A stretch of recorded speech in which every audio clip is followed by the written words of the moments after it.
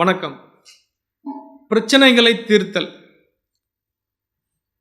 இப்போது இருக்கிற இளைய தலைமுறையாகட்டும், பெரியோர்களாகட்டும், பிரச்சனைகளை தீர்த்தல் என்கின்ற நிலைக்கே வருவதில்லை. ஒன்று பிரச்சனைகளோடு வாழ்தல், அல்லது பிரச்சனைகளை கண்டுகொள்ளாமல் இருத்தல். இதன் மூலமாகவே பிரச்சனைகள் தீர்ந்துவிடும் என்ற கற்பனையில் இருத்தல். பிரச்சனைகளை கண்டுகொள்ளாமல் இருந்தால் பிரச்சனைகள் தீரப்போவதில்லை. பிரச்சனைகளோடு வாழ்ந்தாலும் பிரச்சனை தீரப்போவதில்லை. பிரச்சனைகளை தீர்த்தால்தான் பிரச்சனை தீரும். எனவே எல்லா பிரச்சனைகளையும் நாம் தீர்வு கண்டால் மட்டுமே அதை விட்டு வெளியே வர முடியும். எனவே பிரச்சனைகளை தீர்த்து கொள்ளுங்கள். அதனோடு வாழ வேண்டாம், அதை தவிர்க்கவும் வேண்டாம்.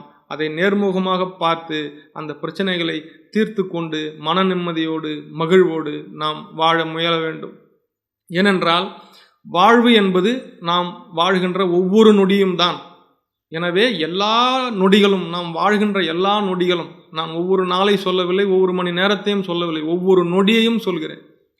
ஒவ்வொரு நொடியும் நாம் மகிழ்ச்சியாக வாழ வேண்டுமே ஆனால் ஒவ்வொரு நிலையிலும் நாம் ஒரு மேலான ஒரு நிலையில் நம்முடைய மனதை வைத்து கொண்டு அது பிரச்சனையா, அது நல்லதா, அது சரியா, அது தீமையா என்பதை சரியாக அதை பகுப்பாய்வு செய்து நாம் ஒரு முடிவுக்கு வருவோமேயானால் வாழ்வு தெளிவாகவும் இருக்கும், மகிழ்ச்சியாகவும் இருக்கும்.